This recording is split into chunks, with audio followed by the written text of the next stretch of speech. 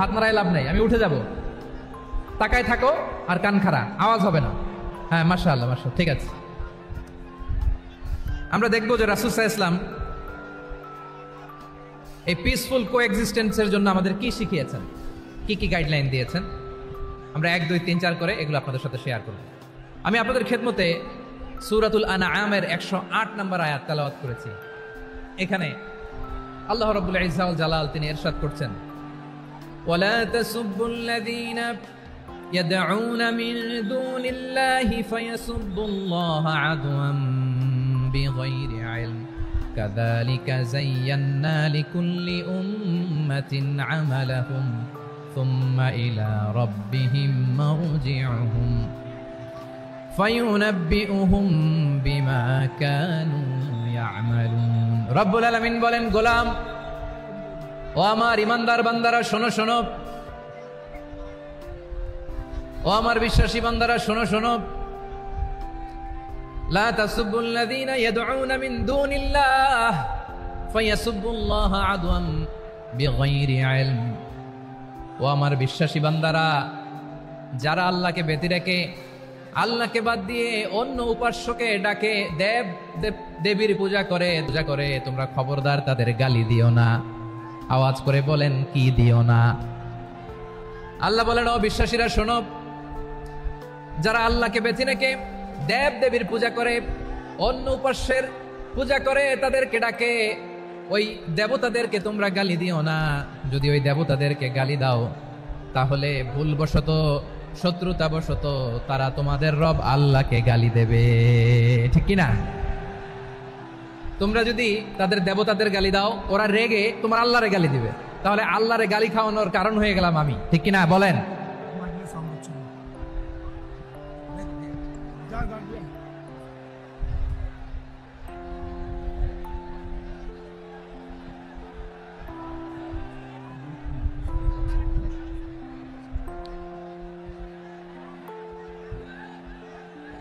সম্মানিত ভাইয়েরা, এত বিশাল প্রোগ্রাম, মাইকের একটা সেটআপ থাকে, তারগুলো অনেক সময় নড়ে যায়, ধাক্কা ধাক্কিতে ডিসপ্লেস হয়, একটু ঝামেলা হবে।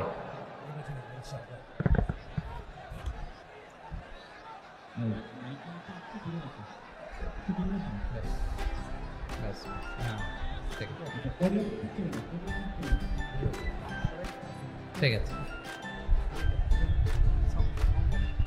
একটু সমস্যা হবে মাঝে মাঝে। আপনারা শান্ত থাকলে,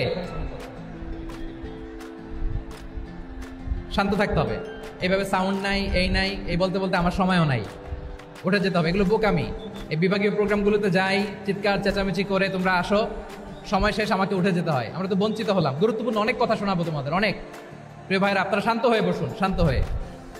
রব্বুল আলামিন বলেন, খবরদার বিশ্বাসীরা, আল্লাহ ছাড়া যারা অন্যান্য উপাস্যদেরকে ডাকে, দেবতাদেরকে ডাকে, তাদেরকে তোমরা গালি দিও না।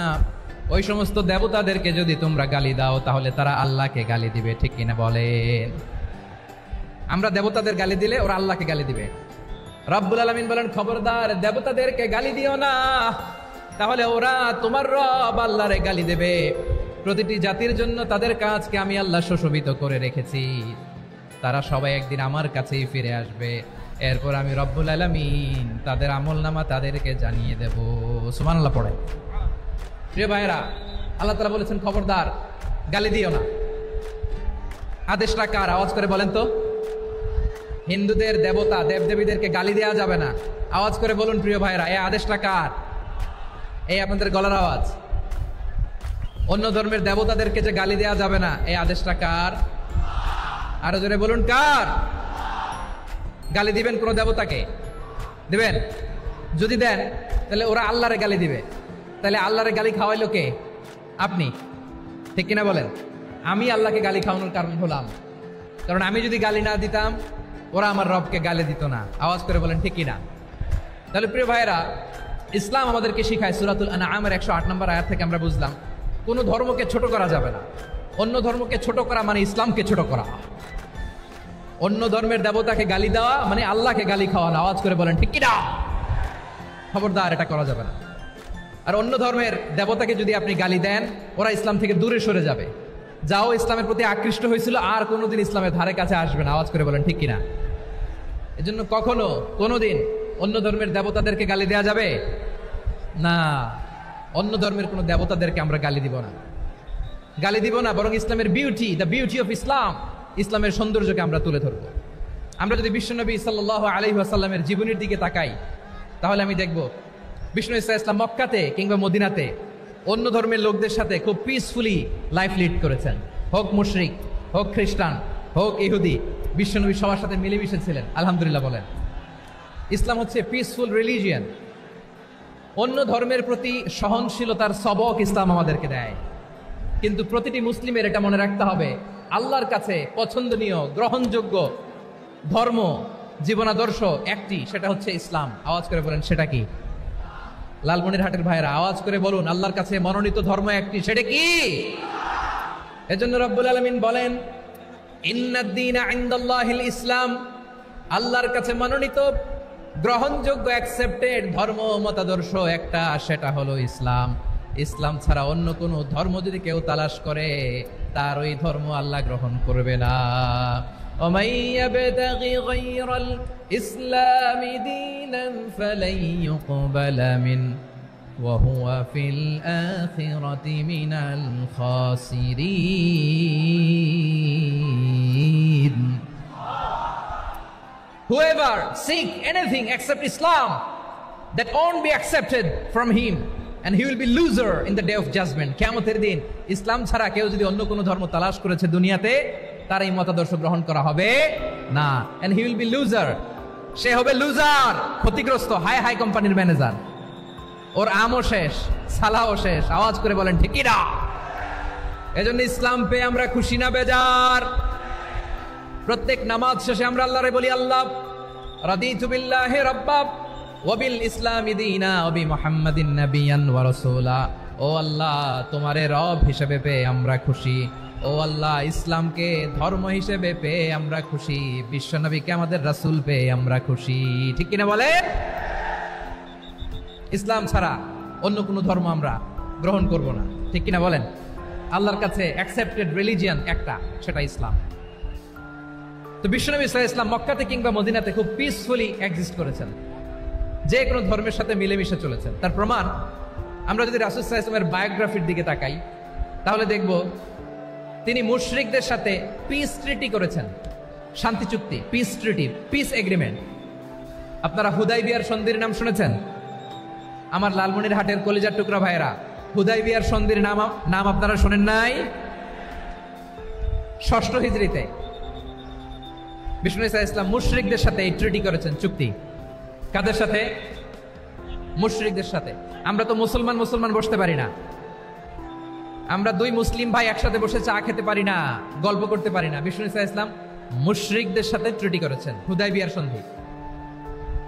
এই সন্ধির আগে মক্কা থেকে কেউ মদিনায় যেতে পারে না, মদিনা থেকে কেউ মক্কায় যেতে পারে না। কিন্তু এই সন্ধির পরে ট্রাফিক স্বাভাবিক হয়ে গেল। মক্কার লোকেরা মদিনায় আসতে পারে, মদিনার লোকেরা মক্কায় আসতে পারে। এটাকে বলে সুলহে Hudaibiya, the peace agreement of Hudaibiya, শান্তি চুক্তি। আমরা পৃথিবীতে এখন অনেক শান্তি চুক্তির নাম শুনি, এগুলো সব the piece treaty of Hudaibiya থেকে কপি করা। আল্লাহু আকবার। তাহলে বিশ্বনবী সাল্লাল্লাহু আলাইহি সাল্লাম তিনি যে শান্তিপূর্ণ সহাবস্থানে বিশ্বাসী ছিলেন, মুসলমানেরা যে অন্য ধর্মের প্রতি সহনশীল, তার প্রমাণ হচ্ছে এই পিস ট্রিটি। শুধু তাই নয়, মাইকের সাউন্ডটা একটু বাড়াই দিতে হবে, খুব দুর্বল, একটু মজবুত করতে হবে, আর একটু ক্লিন করতে হবে, আর সবগুলা জায়গায় সাউন্ড যাচ্ছে কিনা একটু ক্রস চেক করতে হবে। হ্যাঁ, পাবেন দিচ্ছে mic operator, he is trying his level best, দিচ্ছে। মাইক অপারেটর যিনি আছেন, প্রতিটি জায়গায় প্রতিটি সাউন্ড বক্সে যেন আওয়াজ পাওয়া যায়, একটু ক্রস চেক করেন, সাউন্ডটাকে একটু স্ট্রং করে দেন। হ্যাঁ, ঠিক আছে, মাশাআল্লাহ। এদিকে তাকান, এদিকে। মক্কার পার্ট গেল, পিস এগ্রিমেন্ট করলেন, শান্তি চুক্তি। বিষ্ণু ইসলাম মদিনায় যে কি করলেন?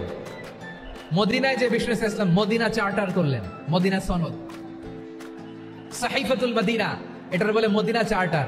যে ওয়েস্টে, ইউরোপে, আমেরিকাতে তারা অনেক চার্টার করে, সব চার্টার মদিনা চার্টার থেকে কপি করা। আওয়াজ করে পড়েন সুবহানাল্লাহ।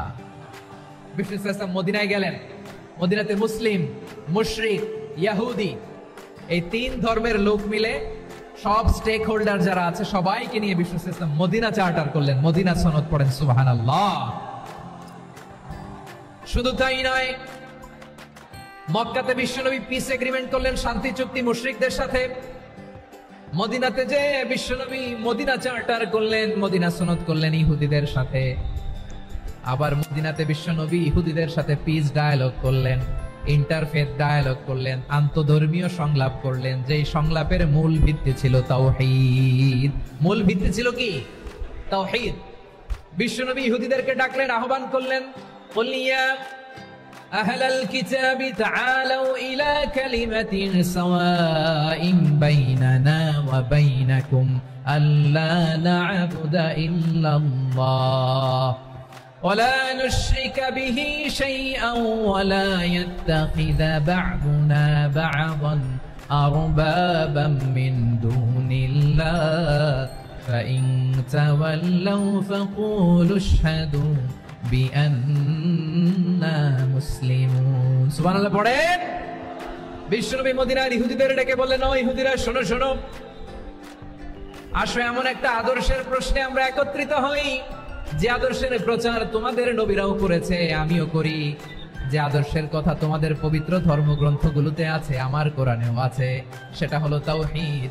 আমরা এক আল্লাহ ছাড়া কারো ইবাদত করব না, আল্লাহর সাথে কাউরে শরীক করব না, আল্লাহ ছাড়া কাউরে রব মানব না। পড়েন সুবহানাল্লাহ। তাহলে আমার প্রিয় লালমনিরহাটের ভাইরা, মদিনাতে যেয়ে তিনি মদিনা চার্টার করলেন, মদিনা সনদ, পিস ডায়ালগ করলেন, শান্তির সংলাপ, ইন্টারফেথ ডায়ালগ করলেন, আন্তধর্মীয় সংলাপ, যার ভিত্তি ছিল তাওহীদ। সুবহানাল্লাহ পড়েন। তাহলে অন্য ধর্মের প্রতি সব সময় ইসলাম সহনশীল, টলারেন্স। যদি আপনি দেখতে চান ইসলামের নবী বিশ্ব নবীর দিকে তাকান, ঠিক কিনা বলেন? আমরা তো সংখ্যালঘুদের রাইটস প্রোটেক্ট করার জন্য কত আইন বানাই, কত বৈঠক করি, কত সংবাদ সম্মেলন করি। বিশ্বনবী সাল্লাল্লাহু আলাইহি ওয়াসাল্লাম সংখ্যালঘুদের রাইটস এর ব্যাপারে, অধিকারের ব্যাপারে যে কথা বলেছেন, শুনলে আপনি অবাক হয়ে যাবেন। বিশ্বনবী বলেন, আলা মান যালামা মুআহাদান আও ইনতাকাসাহু আও কাল্লাফাহু ফাওকা তাআতিহি আও কাল্লাফাহু ফাওকা তাকাতিহি আও আখাযা মিনহু শাইআন বিগাইরি তিবি নাফসিন ওয়া আনা হাজিজুহু ইয়াউমাল কিয়ামা। খবরদার, জেনে রাখো, কেউ যদি কোনো সংখ্যালঘুর উপরে অত্যাচার করে, কোন সংখ্যালঘুর প্রাপ্য থেকে যদি কেউ কাউকে ঠকায়, সংখ্যালঘুর উপর যদি কেউ কষ্ট দেয়, কোন সংখ্যালঘুর সম্পদ যদি কেউ জোর করে কেড়ে নেয়, আমি কিয়ামতের দিন বিশ্বনবী ওই সংখ্যালঘুর পক্ষে আর ওই মুসলমানদের বিপক্ষে বাদী হয়ে দাঁড়াবো। সুবহানাল্লাহ বলতে পারলেন না? আল্লাহু আকবার। আপনি নামাজি, আপনি মুসল্লি, আপনি হাজী সাহেব, তাহাজ্জুদ পড়তে পড়তে কপালে দাগ ফেলে দিছেন, আপনার প্রতিবেশী হিন্দু, ভাবছেন আমার তো পাওয়ার আছে, ওর জমিটা দখল করি। বিশ্বনবী বলেন, কিয়ামতের দিন ওই হিন্দুর পক্ষে তোর বিরুদ্ধে আমি বাদী হয়ে দাঁড়াবো। পৃথিবীর কোন ধর্মে এরকম স্টেটমেন্ট পাবেন? পাবেন?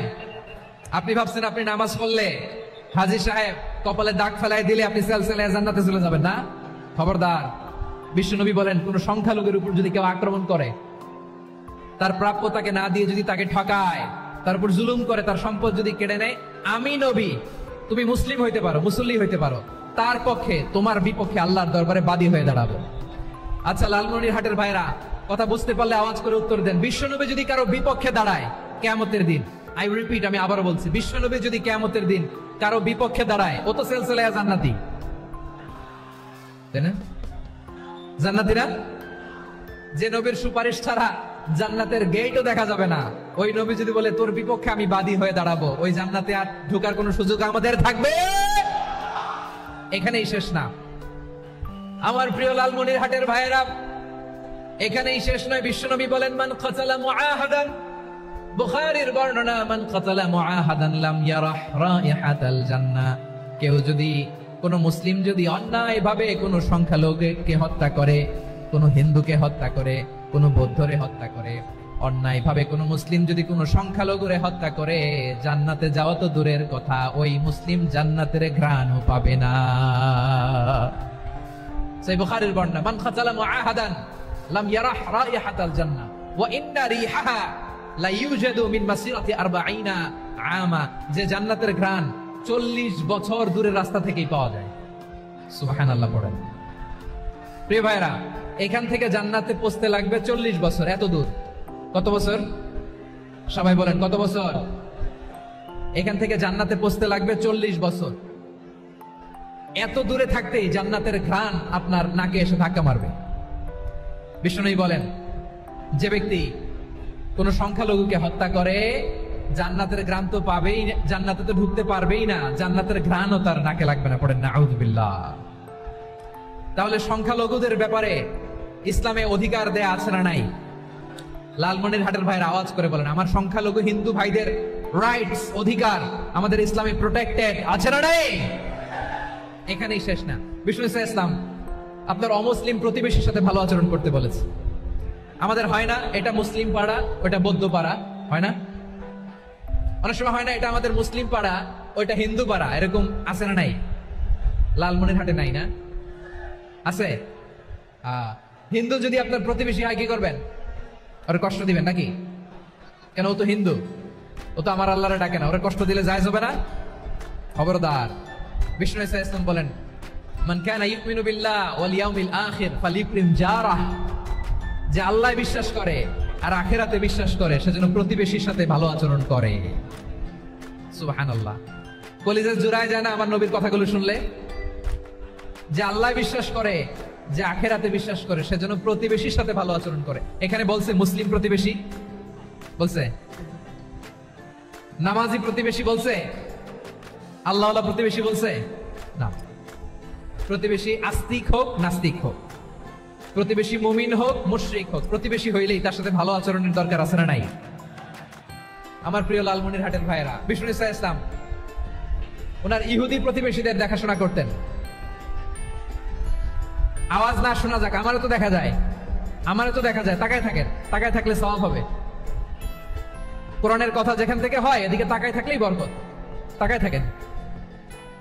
জি জি, মাইক, আমি তার মাইক ঠিক করতে আসি না এদিকে, এই মাইক ঠিক করবো ওই মাইক ঠিক করবো, ওদিকে পাইলট বলবে হুজুর চলে আসেন। জি বসুন বসুন, মাশাআল্লাহ। হ্যাঁ খুব শান্ত, ঠিক আছে। পুলিশ ভাইরা না খেয়ে দিনরাত আপনারা যাতে সুশৃঙ্খল একটা প্রোগ্রাম উপহার পান এটাই চেষ্টা করতেছে, আপনাদেরকে কষ্ট দিতে আসে নাই। একটু একটু সহযোগিতা করেন। জি মাশাআল্লাহ। হ্যাঁ ঠিক আছে। আমার প্রিয় ভাইরা, প্রতিবেশী আস্তিক হোক নাস্তিক হোক, মুসলিম হোক হিন্দু হোক, তার সাথে ভালো আচরণ করতে হবে।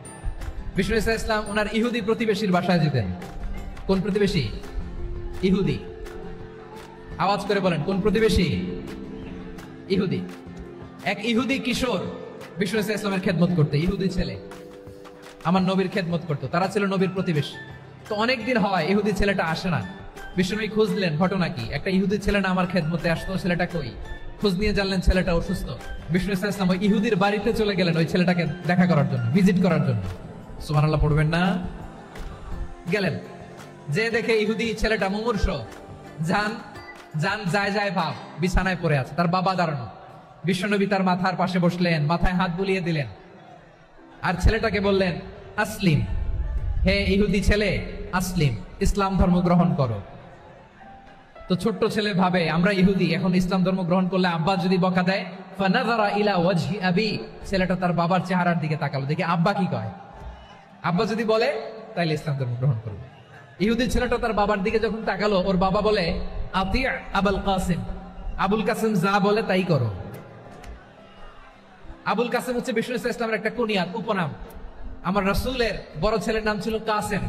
যেমন দেখবেন আমাদের এলাকায় কারো ছেলের বড় ছেলের নাম যদি হয় আব্দুল্লাহ, এরা আব্দুল্লাহর বাপ বলে ডাকে। কারো বড় মেয়ের নাম যদি হয় ফাতেমা, এরা কি ডাকে? ফাতেমার বাপ বলে না? তো বিষ্ণু ইসলামের বড় ছেলের নাম ছিল কাসিম। ইহুদি বাবা বলল আতি আবুল কাসিম, আবুল কাসিম যা বলে তাই শোনো, মানে মোহাম্মদ যা বলে তাই শোনো। এই কথা শুনে ছেলে সাহস পাইছে, ছেলে আবার পড়তে আরম্ভ করলো আশহাদু আল্লাহ ইলাহা ইল্লাল্লাহ ওয়া আশহাদু আন্না মুহাম্মাদার রাসূলুল্লাহ। পড়েন আল্লাহু আকবার। বিশ্বনবীর আহ্বান শুনে ওই আহ্বানে সাড়া দিয়ে ইহুদি ছেলে শাহাদা পড়ে মুসলমান হয়ে গেল। তার হৃদয়টারে ইমানের নূর দিয়ে আলোকিত করে দিল কে? প্রিয় ভাইরা, এবার রাসূল সাল্লাল্লাহু আলাইহি ওয়াসাল্লাম বের হয়ে আসলেন ঘর থেকে, আর বললেন আলহামদুলিল্লাহিল্লাযী আনকাযাহু মিনান নার।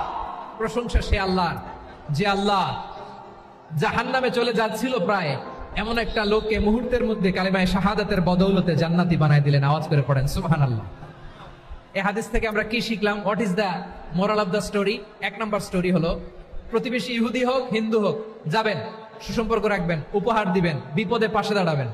তাইলেই তো আপনাদের প্রতি, মুসলমানদের প্রতি তারা আকৃষ্ট হবে, ঠিক কিনা বলেন? আপনি যদি হিন্দুদের সাথে বৌদ্ধদের সাথে নাই মিশেন, নাস্তিকের কাছে নাই যান, তো ইসলামের সৌন্দর্যটা ওরা বুঝবে কেমনে? আমার অনেক হিন্দু পরিচিত ভাই আছে, ওরা আমাদের ইফতারির প্রোগ্রামে এসে একসাথে ইফতারি করে। অনেক মদখোর আমার সাথে বসে একসাথে ডিনার করে, হাফ প্যান্ট পরা, গলায় স্বর্ণের চেইন, হাতে স্বর্ণের ব্রেসলেট, আইসা আমার সাথে ডিনার করছে, আছে এরকম। গাঁজাখোর, আমি বলে আসো, welcome, welcome to my dinner, আসো বসো। বসলেই তো আমি ওর ডিএনএ, চিন্তার ডিএনএ চেঞ্জ করে দেওয়ার সুযোগ পাবো, চিল্লায় বলো ঠিক কিনা? আসতে হবে আমার কাছে। Our door is open. The door of Islam is open 24/7. সব সময় আমাদের ইসলামের দরজা আমার অমুসলিম ভাইদের জন্য খোলা আছে না নাই? এই হাদিস থেকে দুইটা শিক্ষা। এক নম্বর শিক্ষা, প্রতিবেশী মুসলিম হোক অমুসলিম হোক, যান, অসুস্থ হইলে একটু আপেল নিয়ে যান, আঙ্গুর নিয়ে যান, কমলা নিয়ে যান, তাদের সাথে ভালো আচরণ করেন। ইসলামের বিউটি দেখে, সৌন্দর্য দেখে অবাক হবে, নসিব ভালো হলে কোনোদিন কালিমা পড়ে মুসলমান হয়ে যাবে, ঠিক কিনা বলেন? তাহলে অমুসলিমের সাথে ভালো সম্পর্ক। বিশ্বনবী ইহুদির বাড়িতে গেলেন, ইহুদির বাড়ি, আর আমার মুসলমান ভাই আমার কাফের বলে, এরকম আছে না নাই? মুসলিমরা দেখতে পারে না, সহ্য করতে পারে। বিশ্বনবী ইহুদির বাড়িতে গেলেন, এটা একটা শিক্ষা। আরেকটা শিক্ষা হলো, ভাইরা ধাক্কা মারে এসে সামনে এসে কি লাভ? প্রোগ্রাম তো শেষ হচ্ছে, এখনই শেষ হচ্ছে তো। এই যে আমাদের বকশি ভাই ওয়াদা নিল, হাত তোলালো, মিম বলে এত কথা বললো, তো আমি জেলায় জেলায় যেয়ে খালি হাত নাড়াই তোমাদের জন্য নাকি? হ্যাঁ, হাত নাড়াই শুধু। এই ধাক্কাইতে ধাক্কাইতে এদিকে এসে হাত নাড়াইতেছে, হয়েছে তো, দেখলাম তো, ঠিক আছে, মাশাআল্লাহ, অনেক সুশৃঙ্খল, অন্যান্য যে কোনো জেলার জন্য সুশৃঙ্খল। আমার দিকে তাকাও, আমার দিকে তাকাও, ঠিক আছে। এই যে দাঁড়িয়ে আছে, একটা ছেলে নড়ে না, দেখছেন? মাশাআল্লাহ, মাশাআল্লাহ, মাশাআল্লাহ। হ্যাঁ, এইভাবে। আর কয়েকটা মজাদার কথা আছে, শোনো। এই হাদিস থেকে আমাদের শিক্ষা হলো, আমার প্রতিবেশী যেই ধর্মের হোক আমি সম্পর্ক রাখবো। অসুস্থ হলে যাবো, কি বলেন ভাইরা? যাবেন না? যাবেন না আপনারা? আচ্ছা, 2 নম্বর শিক্ষা হলো, বিষ্ণু ইসলামের খাদেম ছিল ইহুদি, এতদিন খেদমত করলো, একদিনও বিশ্বনবী ওরা কালিমার দাওয়াত দেয় নাই। কারণ কি? বিশ্বনবী একটা ভালো সময়ের অপেক্ষা করতেছিলেন, প্রপার টাইমিং। দাঈর কাজ হচ্ছে দাঈ ইলাল্লাহ, সে হচ্ছে সুযোগ সন্ধানী। দাঈ সুযোগ খোঁজে, কখন দাওয়া দিলে ব্যাটে বলে হবে, ঝোপ বুঝে কোপ মারে, ঠিক কিনা বলেন? বিষ্ণু ইসলাম ভালো সময়ের অপেক্ষা করতেছিলেন, দেখি ভালো সময় আসুক আসুক আসুক আসুক। আস্তে আস্তে এমন সময় আসছে, ছেলে এবার মুমূর্ষ। অসুস্থ ব্যক্তির হৃদয় অত্যন্ত নরম থাকে, হসপিটালে যখন কেউ যায় তার হৃদয়টা বড্ড নরম থাকে, মৃত্যুর ভয়ে তার অন্তরটা নরম থাকে, ঠিক কিনা বলেন? এই প্রপার টাইমিং এর অপেক্ষা করতেছিলেন। যখনই টাইমিং পেয়েছেন, দাওয়াত দিলেন, পড়ো লা ইলাহা ইল্লাল্লাহ, সুবহানাল্লাহ পড়েন সবাই। তাহলে ইসলাম অমুসলিম প্রতিবেশীর সাথে ভালো আচরণ করতে বলে। ইসলাম অমুসলিম মাতা পিতার সাথেও ভালো আচরণ করতে বলে। মাতা পিতা যদি অমুসলিম হয়, তারা ফেলে দিতে পারবেন? পারবেন? পারবেন? আমার লালমনির হাটের ভাইরা, অনেক হিন্দু ছেলে আমাদের হাতে শাহাদা পড়ে মুসলিম হয়, কিন্তু ওর মা মুসলমান হয় নাই, বাবাও হয় নাই, এরকম আছে না নাই? তো ও হয়েছে মুসলিম, মা বাপ হিন্দু, এখন মা বাপ কি বাদ? হ্যাঁ, মা বাপ বাদ দেয়া যাবে? যেই মা আপনারে 9 মাস 8 মাস পেটে ধারণ করলো, আপনার মায়ের নার ছেড়া তখন আপনি ওই মারে বাদ দিতে পারবেন? যে মায়ের বুকের তাজা দুধ খেয়ে আপনি আজকে বাড়ন্ত তাজা তরতাজা, ওই মারে বাদ দেয়া যাবে? মায়ের এক ধারে দুধের দাম, কাটিয়া গায়ের চাম, পাপুষ বানাইলে ঋণের শোধ হবে না, এমন দরদি ভাবে কেউ হবে না আমার মা গো। মায়ের এক ধারে দুধের দাম, কাটিয়া গায়ের চাম, পাপুষ বানাইলে ঋণের শোধ হবে না, এমন দরদি ভাবে কেউ হবে না আমার মা গো, ঠিক কিনা? মাকে তো বাদ দেওয়া যায় না। وقضى ربك ألا تعبدوا إلا إياه وبالوالدين إحسانا আল্লাহ বলে অবধারিত দুইটা ভার্ডিক্ট তোমাদের জন্য, এক আল্লাহর ইবাদত করবা আর মা বাবার প্রতি ইহসান করবা। আদেশটা কার? মা বাবার প্রতি ইহসান করতে হবে। আমার মা হিন্দু হোক ভালো আচরণ করতে হবে, বৌদ্ধ হোক ভালো আচরণ করতে হবে। আমার যে সমস্ত হিন্দু ভাইয়েরা মুসলিম হয়েছে, তোমাদের মা বাবা এখনো মুসলমান হয় নাই, তাদের সাথে ভালো আচরণ করতে হবে। আপনাদের খেদমত নিজে করতে হবে অথবা খেদমতের ব্যবস্থা করাই দিতে হবে। মান্থলি যে খরচ লাগে এটা দিতে হবে। আরে তুমি এখন মুসলিম, তোমার মা বাবা হিন্দু, এখনই তো সুযোগ ইসলামের সৌন্দর্য দেখানো। এখন মা বাবা যদি দেখে আরে এটা হিন্দু থাকতে তো বদমাইশ ছিল, বেয়াদব ছিল, কি এমন ধর্ম সে গ্রহণ করলো যেটা গ্রহণের সাথে সাথে সে পাল্টে গেল? কি এমন ধর্ম সে গ্রহণ করেছে যেটা তার জীবনকে আলোকিত করে দিয়েছে? নসিব ভালো হইলে তারাও কালিমা পড়ে মুসলমান হয়ে যাবে। বিশ্ব ইসলামের স্ত্রীর নাম ছিল আয়েশা রাদিয়াল্লাহু তাআলা আনহা, আবু বকর রাদিয়াল্লাহু তাআলা আনহুর মেয়ে। আবু বকর রাদিয়াল্লাহু তাআলা আনহুর আরেক মেয়ের নাম হচ্ছে আসমা। কি নাম? দুজনই আবু বকর রাদিয়াল্লাহু তাআলা আনহুর মেয়ে, আসমা আর আয়েশা। নাম দুইটা কেমন লাগে? আসমা নামটা কেমন লাগে? আয়েশা নামটা কেমন লাগে? সবার ভালো লাগে নাই? নাম দুটো আপনাদের ভালো লাগে? লালমনির হাটে অনাগত যদি কন্যা সন্তান হয়, যদি মনে চায় আসমা রেখে দিতে পারবেন, যদি মনে চায় আয়েশা রেখে দিয়েন। দেশে বিদেশে এয়ারপোর্টে রাস্তা ঘাটে শুধু বলে হুজুর একটা নাম দেন, আমার ছেলের একটা নাম দেন, মেয়ের একটা নাম দেন। তো আমার মনে আছে যশোরের আবদিনের মাহফিলে আমি একটা দুটা নাম দিয়েছিলাম। আজকে লালমনির হাটের এই প্রোগ্রামে কন্যা সন্তান যদি হয় দুটা নাম দিলাম, আসমা কিংবা আয়েশা। ইনশাআল্লাহ পড়েন। দুজন বোন, এক মায়ের নাম, বাবা এক মা দুজন। আয়েশা রাদিয়াল্লাহু তাআলা আনহার মায়ের নাম উম্মে রুমান, আর আসমা রাদিয়াল্লাহু তাআলা আনহার মায়ের নাম কুতাইলা বিনতে আব্দুল উজ্জা। আবু বকর রাদিয়াল্লাহু তাআলা আনহু 4টা বিয়ে করেছিলেন।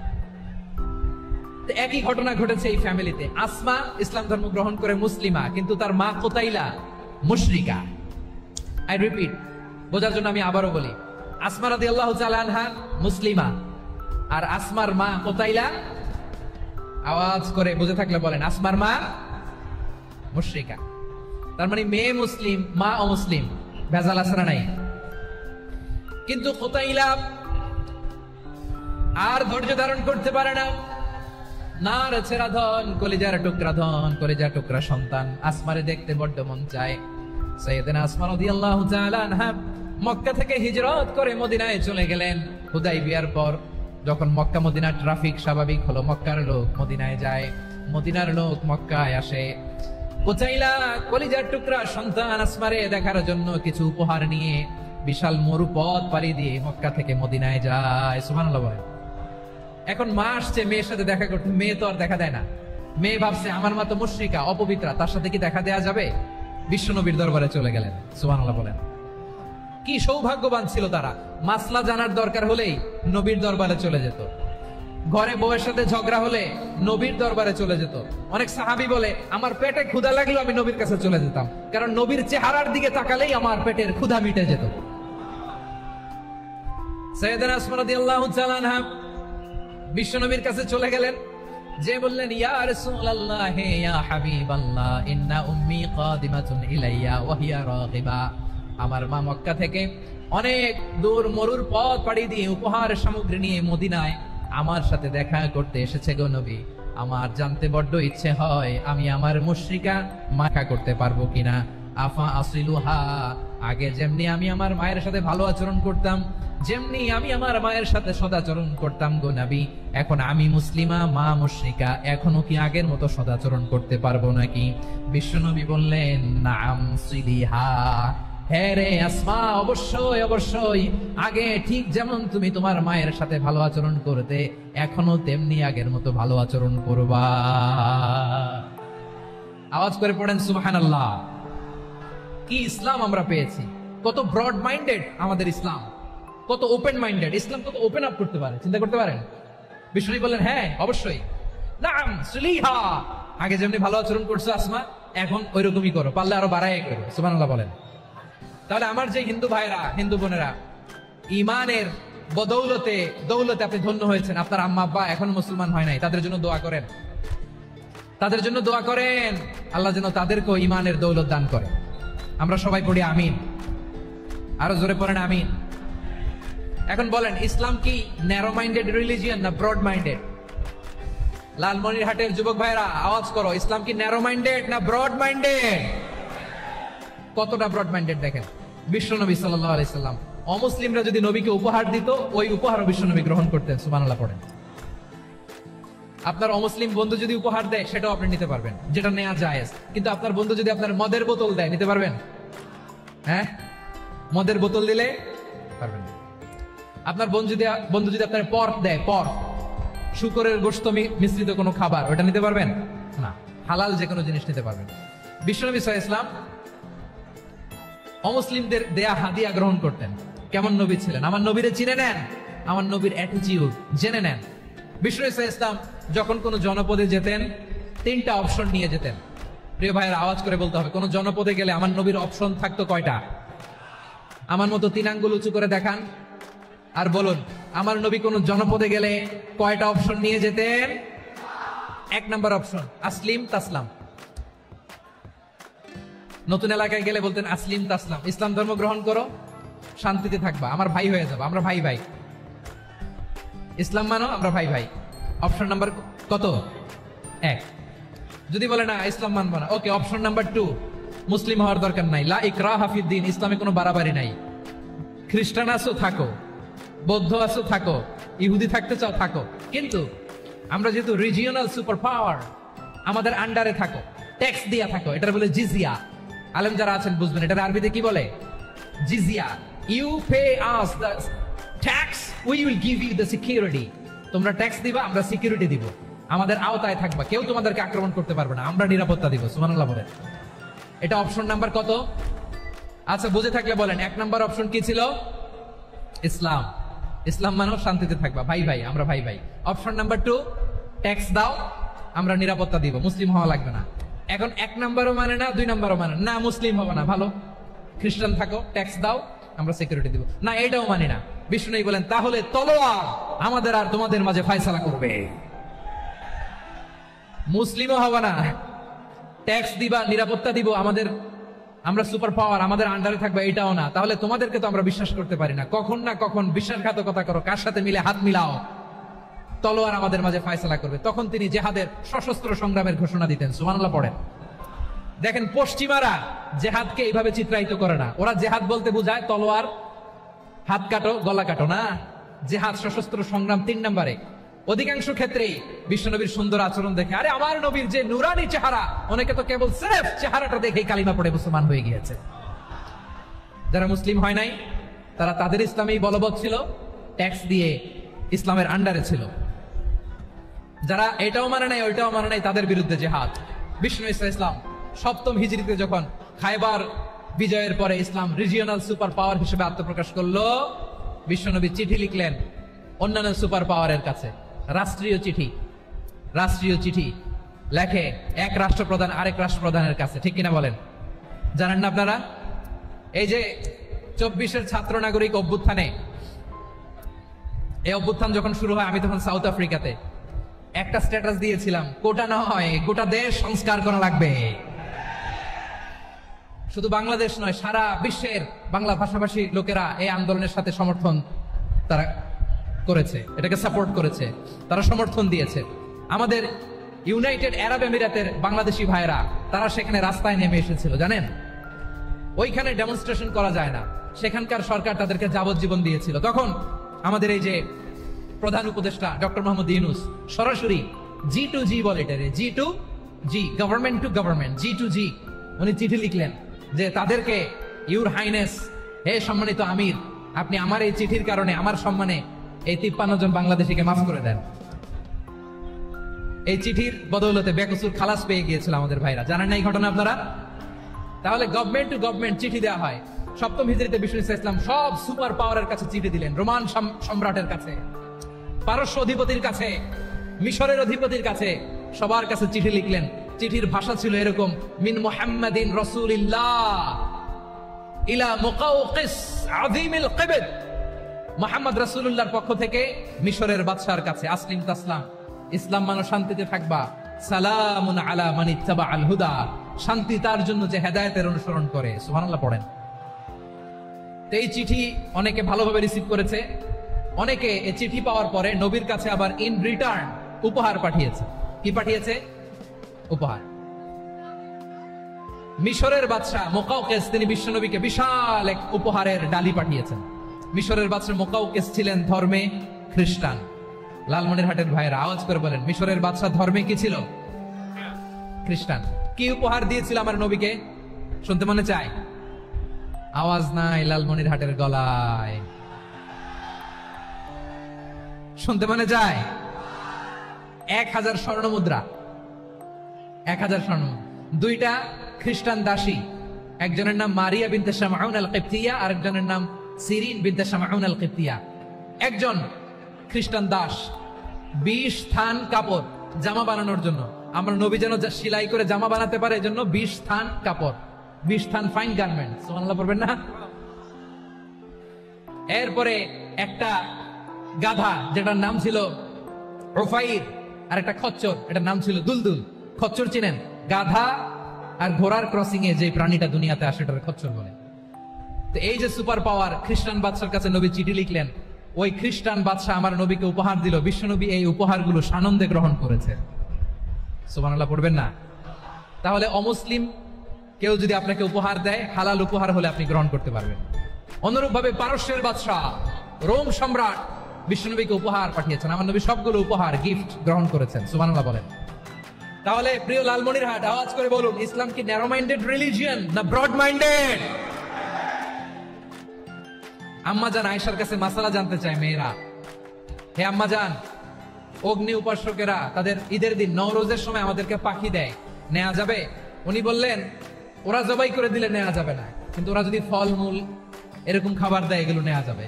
তার মানে অমুসলিমদের দেয়া উপহার এটা গ্রহণ করা যায়। সুবহানাল্লাহ বলেন। শুধু তাই নয়, বিশ্ব ইসলাম অমুসলিমদের সাথে আর্থিক লেনদেনও করেছেন, ফিনান্সিয়াল ডিলিং করেছেন। অমুসলিমদের সাথে প্রয়োজনে আপনি ফিনান্সিয়াল ডিলিং করতে পারবেন। আমরা প্রায় দেখি বাজারের মিষ্টির দোকানগুলো আমার হিন্দু ভাইদের। লালমনিরহাটে মিষ্টির দোকান, দইয়ের দোকান কারা চালায়? হিন্দুরা চালায় না? তারপরে যে বারবার শপ, চুল কাটে যে নাপিত, অধিকাংশ নাপিতের দোকানে কারা? আমার হিন্দু ভাইরা। আপনি চুল কাটতে পারবেন কিনা? পারবেন কিনা বলেন? পারবেন। তার দোকান থেকে দই মিষ্টি কিনতে পারবেন কিনা? হ্যাঁ, আমার মুসলিম ভাইয়ের দোকান থাকলে ওইটার আমি বেশি প্রায়োরিটি দিব, ঠিক কিনা? কিন্তু যদি তাদের সার্ভিস নিতে চান, প্রোডাক্ট নিতে চান, পারবেন। তার দলিল সহিহ বুখারী, আম্মা জান আয়েশা রাদিয়াল্লাহু তাআলা আনহা বলেন, ইশতারা রাসূলুল্লাহ সাল্লাল্লাহু আলাইহি ওয়াসাল্লাম মিন ইয়াহুদিয়িন তুআমান ওয়া রাহানাহু দিরআহু মিন হাদিদ। রাসূল সাল্লাল্লাহু আলাইহি ওয়াসাল্লাম এক ইহুদির কাছ থেকে, কার কাছ থেকে? সবাই বলে নাই কার কাছ থেকে? আমার নবী, পেয়ারা নবী এক ইহুদির কাছ থেকে জব কিনেছিল, জব, বার্লি, যেটা দিয়ে রুটি বানায়। ওই জবের দাম দেওয়ার টাকা পয়সা নবীর কাছে ছিল না, ফলে নবী ওনার একটা পোশাককে মর্গেজ রেখেছিলেন, মর্গেজ, বন্ধক, যে এখন এটার দাম দিতে পারবো না, কয়েক কেজি বার্লি নিয়ে যাই আর বন্ধক হিসেবে আমার জামাটা রেখে গেলাম, যেদিন দাম দিব ওই দিন জামাটা ছুটাই নিয়ে যাও। সুবহানাল্লাহ পড়বেন না? বাকিতে নিছিলেন, বাকিতে। দিরআহু মিন হাদিদ, লোহার তৈরি বর্ম, মানে যুদ্ধের পোশাক, লোহা দিয়ে বানানো। বিষ্ণুনবী বললেন, কয়েক কেজি জব দাও, টাকাটা পরে দিব, এখন টাকা নাই, বন্ধক হিসেবে, মর্গেজ হিসেবে আমার জামা রেখে গেলাম, যখন টাকা দিব জামা ছুটাই নিব। আওয়াজ করে বলতে হবে সুবহানাল্লাহ। এ থেকে বোঝা গেল অমুসলিমদের সাথে ফিনান্সিয়াল ডিলিং করা যায়, অর্থনৈতিক লেনদেন করা যায়, কেনাবেচা করা যায়, প্রোডাক্ট কেনা যায়। এমনকি আমাদের মসজিদে নববীতে বারান্দায় আপনার একটা অটোমেটিক ফ্লাইং আমব্রেলা দেখছেন? সূর্য যখন বাড়ে মসজিদে নববীর বারান্দায় ইয়ার্ডের মধ্যে অটোমেটিক্যালি কিছু আমব্রেলা আছে, সাঁ করে খুলে যায়, আর সূর্যের তাপ লাগে না। আবার সন্ধ্যাবেলায় এই আমব্রেলা গুলো ওরা ক্লোজ করে ফেলে, দেখেন নাই না? দেখছেন? এই মসজিদে নববীকে সর্বোচ্চ উন্নত মানের কনস্ট্রাকশন ইনফ্রাস্ট্রাকচার ডেভেলপ করার জন্য কর্তৃপক্ষ কিছু অমুসলিম ইঞ্জিনিয়ারের, ডিজাইনারের সহায়তা নিয়েছিল। সুবহানাল্লাহ বলেন। কোন দলিলের ভিত্তিতে? এই দলিলের ভিত্তিতে যে বিষ্ণু ইসলাম অমুসলিমদের সাথেও লেনদেন করেছেন। আওয়াজ করে বলতে হবে আল্লাহু আকবার। শুধু তাই নয়, ইন কেস অফ ইমার্জেন্সি, প্রয়োজনে ইসলামের খাতিরে, ইসলামকে সামনের দিকে এগিয়ে নিয়ে যাওয়ার জন্য অমুসলিমদের সাপোর্ট নেওয়া জায়েজ আছে। সুবহানাল্লাহ বলেন। অমুসলিমদের সাপোর্ট নেয়া, তাদের থেকে অর্থ নেয়া, পলিটিক্যাল সাপোর্ট, পলিটিক্যাল অ্যাসাইলাম নেওয়া জায়েজ। আমাদের অনেক বিশ্ববরেণ্য দায়ীরা আমেরিকায় অস্থায়ীভাবে অ্যাসাইলাম নিয়ে থাকে, নিজের দেশে গেলে ফাঁসিতে ঝুলাই দিবে। যুগ যুগ ধরে দায়ীদের উপরে এরকম অত্যাচার আর নির্যাতন আছে না নাই? মিশরের অনেক দায়ীরা পাশ্চাত্যে যেয়ে থাকে, এই যে তারা পলিটিক্যাল অ্যাসাইলাম নিয়ে থাকে, রাজনৈতিক আশ্রয়, এটা জায়েজ আছে না?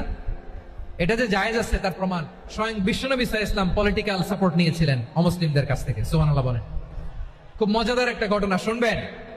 আপনাদের আগ্রহ দেখে তো মনে হয় না শোনার ইচ্ছা আছে। আছে আছে, গলায় জোর আছে। লিল্লাহি তাকবীর, লিল্লাহি তাকবীর, নারে তাকবীর। মাশাআল্লাহ।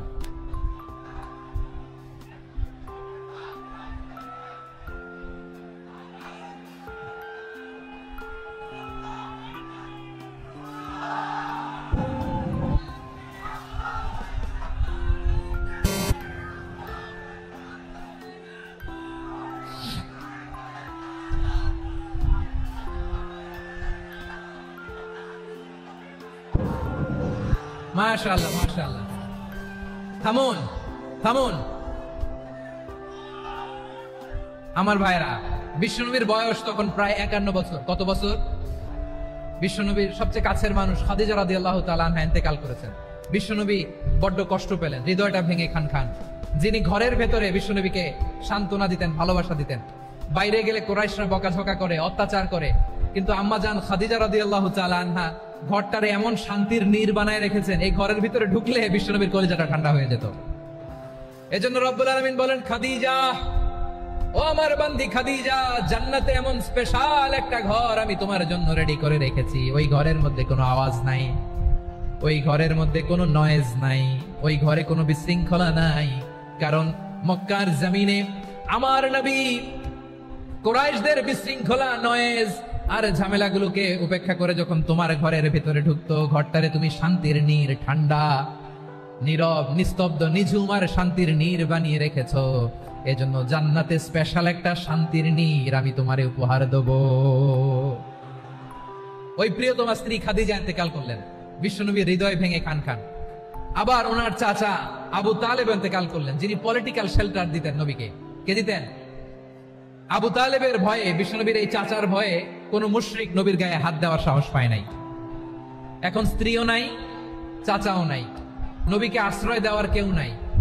নবীর চারদিকে অন্ধকার, নবী এখন কই যাবেন? আমার পেয়ারা নবী নতুন স্টেশন খুঁজতেছেন, নতুন দাওয়াতি প্ল্যাটফর্ম খুঁজতেছেন। তিনি যায়েদ বিন হারেসা রাদিয়াল্লাহু তাআলা আনহুকে নিয়ে মক্কার পাশের একটা নেইবরিং সিটি তায়েফে চলে গেলেন। কোথায় চলে গেলেন? লালমনিরহাটের ভাইয়ের আওয়াজ করে বলেন, কোথায় গেলেন? তায়েফে চলে গেলেন দিনের দাওয়াত দেওয়ার জন্য। কি দেওয়ার জন্য? নাকি জমি কিনতে গেছিলেন? জমি কিনতে, দুনিয়ার যশ খ্যাতির জন্য, নিজের কোনো লাভের জন্য? তায়েফবাসীদেরকে জাহান্নামের আগুন থেকে বাঁচানোর জন্য। আওয়াজ করে বলতে হবে ঠিক কিনা? বিশ্বনবী বিশাল মরুপথ, পাহাড়ি পথ পাড়ি দিয়ে তায়েফের মরুজমিনে গেলেন কোরআনের দাওয়াত নিয়ে, ইমানের দাওয়াত নিয়ে। কিন্তু তায়েফের লোকেরা বিশ্বনবীর দাওয়াতকে শুধু প্রত্যাখ্যান করেই থামে নাই, তারা বিশ্বনবীর সাথে অত্যন্ত খারাপ আচরণ করেছে। বিশ্বনবীকে শারীরিকভাবে হেনস্থা করেছে, আমার নবীকে শারীরিকভাবে অত্যাচার করেছে, আমার পেয়ারা নবীর গায়ে পাথর মেরেছে, বিশ্বনবীর গা বেয়ে ঝরঝর করে রক্ত ঝরেছে, নবী জামিনের মধ্যে লুটিয়ে পড়েছেন, আবার মেরেছে, আবার নবী হাঁটতে শুরু করলেন, পেছন থেকে আবার মেরেছে, আবার নবী রক্তাক্ত হয়ে জামিনের মধ্যে লুটিয়ে পড়লেন, আবার মেরেছে। বিশ্বনবীর মতো এত সুশ্রী মানব, বিশ্বনবীর মতো এত শুভ্র মানব, বিশ্বনবীর মতো এমন চমৎকার দেহাবয়ব দিয়ে রব্বুল আলামিন কাউকে বানান নাই। এরকম চমৎকার মানুষটাকে তারা তায়েফের ওই জমিনে রক্তাক্ত করেছে। বিশ্বনবী দুনিয়ার কোনো স্বার্থের জন্য সেখানে যান নাই, নিজের কোনো লাভের জন্য, প্রাপ্তির জন্য যান নাই, তায়েফবাসীদের জাহান্নামের আগুন থেকে বাঁচাতে গিয়েছেন। ঠিক কিনা বলেন? খেয়ে না খেয়ে দিন প্রচারের কাজে নিজেকে দিয়েছো বিলিয়ে, তায়েফের কাফিরেরা চিনল না সে আলো, দুষ্ট ছেলেদের পিছু দিল লেলিয়ে, পাথরের আঘাতে ক্ষত বিক্ষত হয়ে সারা শরীর থেকে রক্ত ঝরে। হে রাসূল তোমাকে ভুলি আমি কেমন করে, হে রাসূল তোমাকে ভুলি আমি কেমন করে। পারেন না আপনারা? ধরুন আমার সাথে। হাজার ব্যথা বেদনার পরে ফিরে আসনি তুমি আপন ঘরে, দিনের আলো তুমি ছড়িয়ে দিতে চলে গেলে মদিনায় মক্কা ছেড়ে। হে রাসূল তোমাকে ভুলি আমি কেমন করে, হে রাসূল তোমাকে ভুলি আমি কেমন করে। ঠিক কিনা বলে? প্রিয় ভাইরা, তাইফের ছেলেরা নবীকে রক্তাক্ত করলো। আমার নবী কই যাবে? কই যাবে? মক্কায় জায়গা নাই, তাইফে জায়গা নাই। তাইফ থেকে ভারাক্রান্ত মন নিয়ে আমার নবী মক্কায় ফিরে আসলেন। বিশ্ব নবী মক্কায় ঢুকতে পারেন না। মক্কার মরুভূমির দিকে তাকিয়ে, উপত্যকার দিকে তাকিয়ে বিশ্বনবী ধা ধা করে কাঁদেন, ঝরঝর করে। নবীর চেহারা মুবারক থেকে চোখের পানিগুলো বেয়ে বেয়ে পড়ে। আমার জন্মস্থান, আমার শৈশব, কৈশোর, যৌবন কেটেছে এই মক্কায়, আমার এলাকায় আমি ঢুকতে পারি না। বিশ্বনবী মক্কার অনতি দূরে দাঁড়িয়ে জায়েদকে পাঠালেন, জায়েদ যাও দেখো কেউ আমাকে সাপোর্ট করার মতো আছে কিনা, যাও অমুকের কাছে যাও। জায়েদ গেলেন, তারাও প্রত্যাখ্যান করে ফিরিয়ে দেয়। বিশ্বনবী বললেন যাও অমুক লোকের কাছে যাও, তিনিও প্রত্যাখ্যান করে ফিরিয়ে দিলেন। কেউ বিশ্বনবীকে আশ্রয় দিতে রাজি হয় না। নিজ জন্মভূমিতে বিতাড়িত বিশ্বনবী সর্বশেষ বিশ্বনবী বললেন যাও মুতঈম ইবনে আদির ঘরে যাও। মুতঈম ইবনে আদি মুশরিক, তার কাছে যাও। গেলেন, মুতঈম ইবনে আদি রাজি হয়ে গেল। সুবহানাল্লাহ বলে। দেখেন অনেক বিপদের সময়ও আমি নিজে সাক্ষী, সামাজিক ভাবে, রাজনৈতিক ভাবে কত ঝঞ্ঝা, কত ষড়যন্ত্র, কত কনস্পাইরেসি পাড়ি দিয়ে আমাদেরকে সামনে এগিয়ে যেতে হয়। এই শত্রুদের ভেতরেও একজনকে দাঁড় করিয়ে দেয় যে আল্লাহর কোরআনের জন্য রেডি হয়ে যায়। করেন সুবহানাল্লাহ। মুতঈম ইবনে আদি, আল্লাহ তার মনকে নরম করে দিলেন। মুতঈম বলে মুহাম্মদ আমি তোমাকে আশ্রয় দিব। তার দুই ছেলেকে পাঠালেন, যাও খোলা তলোয়ার নিয়ে, স্কট দিয়ে, গার্ড অফ অনার দিয়ে মোহাম্মদকে মক্কায় ঢুকাও, আর বলো আমি আমান দেব। আমান কি দিব? আমান মানে সিকিউরিটি, নিরাপত্তা। সিকিউরিটি ছাড়া, আমান দেওয়া ছাড়া কেউ থাকতে পারতো না মক্কায়। দুই ছেলে বিষ্ণু ইসা ইসলামকে নিয়ে আসলো। নবী কাবার চারদিকে তাওয়াফ করলেন, নামাজ পড়লেন। আবু জাহেল, উতবা, শাইবা, ওয়ালিদ ইবনে মুগীরা সবাই দেখে, কেউ কিছু করতে পারে না। কারণ মুতঈম ইবনে আদি ঘোষণা দিয়েছেন আমি মুহাম্মদকে আমান দিয়েছি, মুহাম্মদের গায়ে যেন কেউ স্পর্শ না করে। আওয়াজ করে পড়েন সুবহানাল্লাহ। নবীর এই বিপদ কালে মুহূর্তে মুতঈমের হৃদয়টা নরম করে দিল কে? আচ্ছা লালমনির হাটের ভাইরা বলেন, এই মুতঈম কি মুসলিম ছিল না মুশরিক? সবাই বলতে হবে মুসলিম না মুশরিক? তাহলে মুশরিকের কাছ থেকে নবী পলিটিক্যাল অ্যাসাইলাম, আধুনিক রাষ্ট্রবিজ্ঞানের ভাষায় পলিটিক্যাল অ্যাসাইলাম যেটাকে বলে, রাজনৈতিক আশ্রয়, উনার আমান বা নিরাপত্তার এই ঘোষণায় তিনি মক্কায় ঢুকলেন। যতদিন নিরাপত্তা ছিল ছিলেন। মুতঈম যখন মারা গেল, বিষ্ণু ইসলাম হিজরত করে মদিনায় চলে গেলেন। সুবহানাল্লাহ। কিন্তু মুতঈম যে বিশ্বনবীর উপকার করছে এটা বিশ্বনবী ভুলে নাই। আমাদের অনেকে আছে উপকার করার পরে আর খেয়াল থাকে না, খাওয়ার পরে গলা দিয়ে নামলে আর খেয়াল থাকে না। এরকম আছে না নাই? আমার নবী বলে নাই। বদরের প্রান্তরে 70 জন কাফেরকে যখন বন্দী করে বিশ্বনবীর সামনে হাঁটু গেড়ে দাঁড় করানো হলো, বসানো হলো, 70 জন কাফের। কয়জন? বিশ্বনবী তাদের দিকে তাকিয়ে বললেন, সহিহ বুখারীর বর্ণনা, লাউ কানাল মুতঈম ইবনে আদি হাইয়ান সুম্মা কাল্লামানি হাউলাইন নাতনা লা তারাকতুহুম লাহু। বদরের প্রান্তরে 70 জন বন্দী কাফিরের দিকে তাকিয়ে আমার নবী বললেন, আজকে মুতঈম ইবনে আদি যদি বেঁচে থাকতো আর তোমাদের 70 জনের ব্যাপারে যদি মুতঈম এক বাক্যে একটা সুপারিশ করতো, তার সম্মানে আজকে তোদের সবাই আমি মাফ করে দিতাম। সুবহানাল্লাহ নাই? ওই যে